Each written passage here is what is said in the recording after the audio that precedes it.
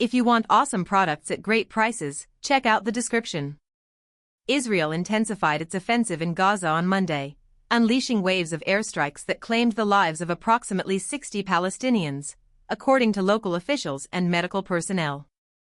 This escalation followed the issuance of new displacement orders, forcing tens of thousands of Gazans to flee the north of the already devastated territory. The violence unfolded as Ron Dermer, a senior advisor to Israeli Prime Minister Benjamin Netanyahu, prepared to travel to Washington for crucial talks aimed at securing a new ceasefire. This meeting comes a day after Donald Trump's social media call for a deal to end the 20-month conflict and secure the release of 50 hostages held by Hamas. Dermer's discussions with senior U.S. officials are expected to encompass ongoing indirect negotiations with Hamas, the aftermath of Israel's war with Iran, and the potential for regional diplomatic agreements. An Israeli government spokesperson affirmed Netanyahu's commitment to ending the Gaza war as soon as possible, contingent upon the release of the hostages, more than half of whom are believed deceased, and the defeat of Hamas.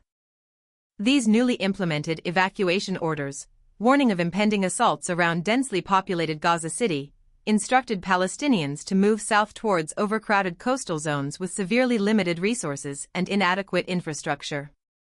A staggering 80% of Gaza is now subject to such orders or under the control of the Israel Defense Forces, IDF. The orders explicitly stated the IDF's intention to advance into the heart of Gaza City to engage Hamas militants.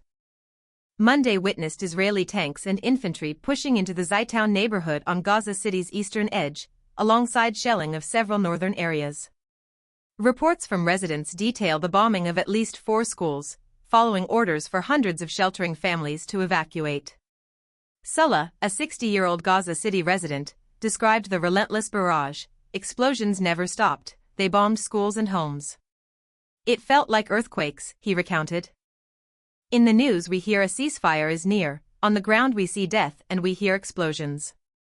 The afternoon brought further tragedy with an airstrike targeting a crowded coastal cafe in Gaza City, resulting in at least 22 fatalities, including women, children, and a local journalist.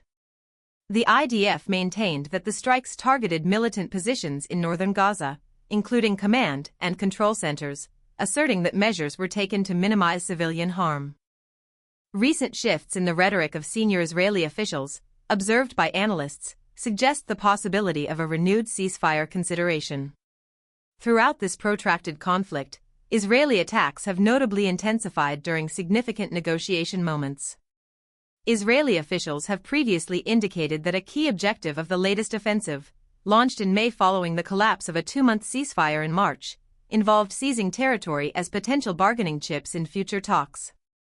On Friday, IDF Chief of Staff Eyal Zamir declared the offensive near its objectives. Netanyahu's solidified political position within Israel further strengthens his ability to withstand pressure from right-wing coalition allies threatening to withdraw support should a deal with Hamas materialize. However, a deal remains elusive, with both Israel and Hamas clinging to incompatible positions, according to sources close to the negotiations.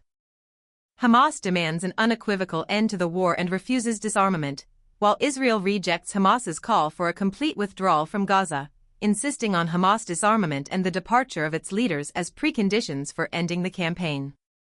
Yair Lapid, the Israeli opposition leader, voiced his support for ending the Gaza war on Monday, stating, "There is no longer any benefit for the state of Israel from continuing the war in Gaza.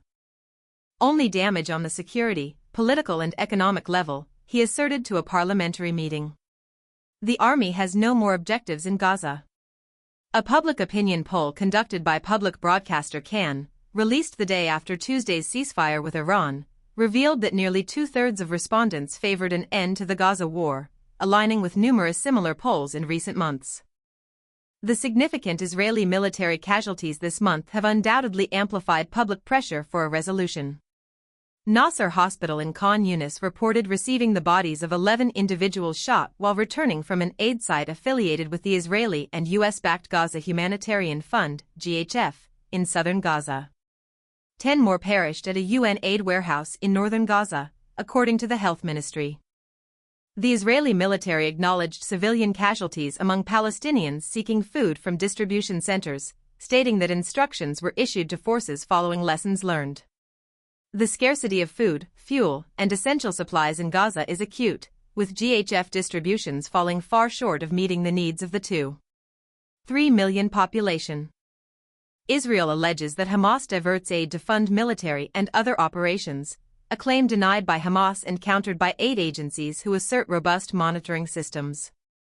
The war's origins trace back to October 7, 2023, when Hamas-led militants launched an attack into southern Israel, resulting in the deaths of 1,200 people, mostly civilians, and the abduction of 251 hostages taken to Gaza. Israel's subsequent military response has claimed the lives of over 56,500 Palestinians, predominantly civilians, displacing almost the entire 2.3 million population and leaving much of the territory in ruins. Reporting contributed by AFP and Reuters.